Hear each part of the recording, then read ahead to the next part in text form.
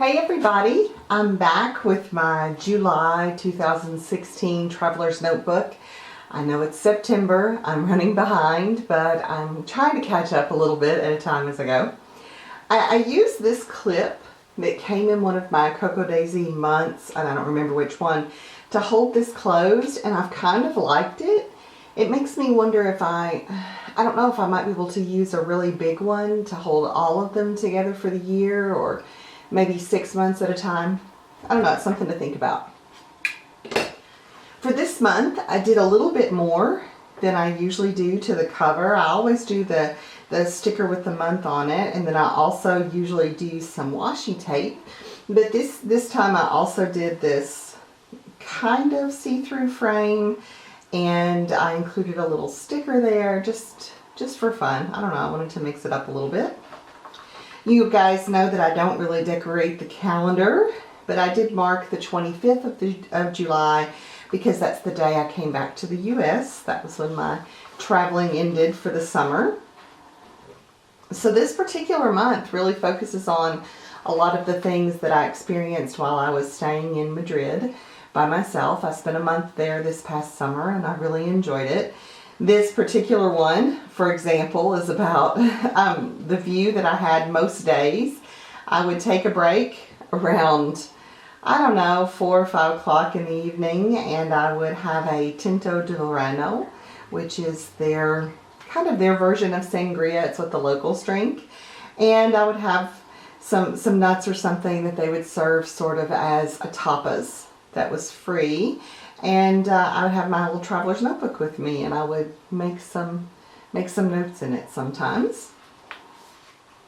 This layout is about the flea market in Madrid that happens every Sunday. It's called El Rastro, and it happens over in the La Latina district. I visited it, I think every Sunday I was there, so I went 4 times and had a great time. Each experience was a little bit different. Each experience was, a chance for me to see something new, buy something new, see different people. But I had a lot of fun.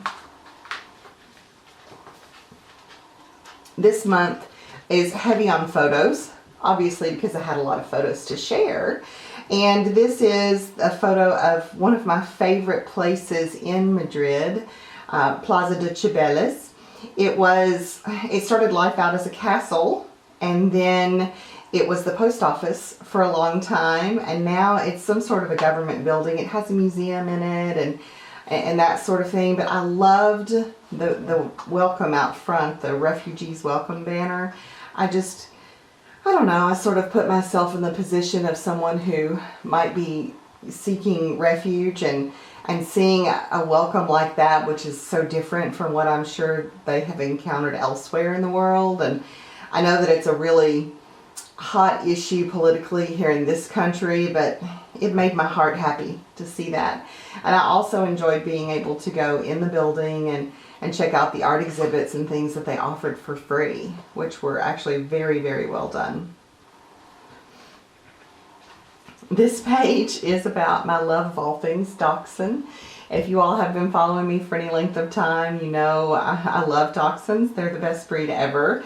And you know that recently I lost my little boy, my little Dachshund prince, Louder Dog. It was so funny.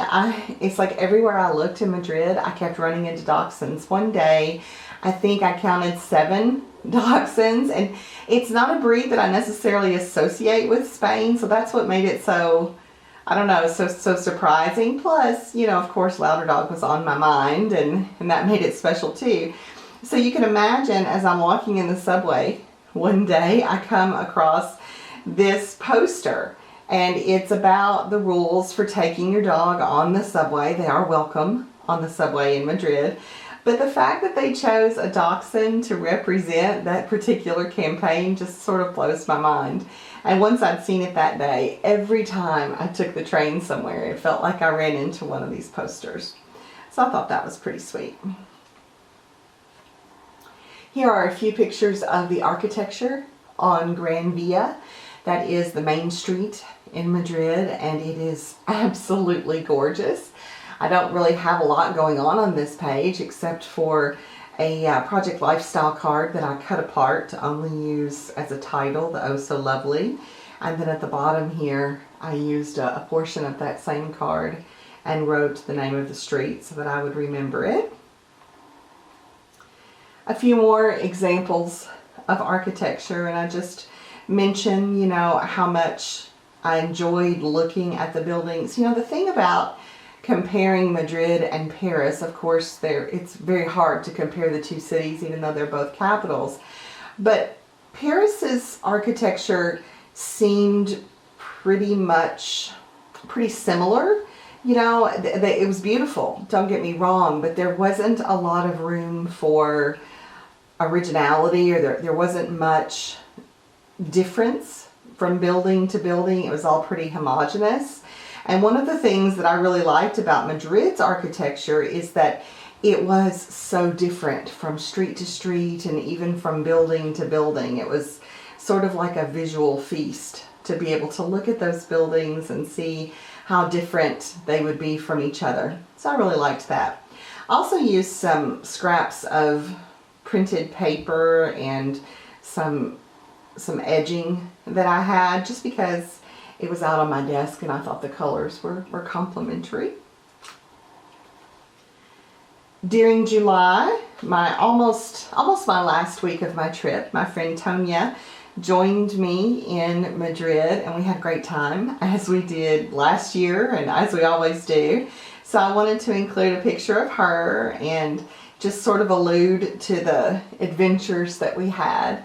I'm sure I'll scrapbook more about those in my actual traveler's notebooks that I'm making for the trip, but I wanted to at least mention her in my July monthly traveler's notebook too. This was a fun page. You know, the grocery stores in Europe are so different than the grocery stores here that I thought it would be kind of fun to take this photo and just highlight some of the differences between going to the grocery there and here. For example, this was a little local market just down the street from my apartment, and you know, they only took cash. You had to pay for your bags if you didn't have bags with you. There weren't any frills, like there weren't any coupons, there weren't any, you know, fancy signs. There wasn't a big selection. You know, the staff was friendly, but there weren't very many choices as compared to an American supermarket, for example.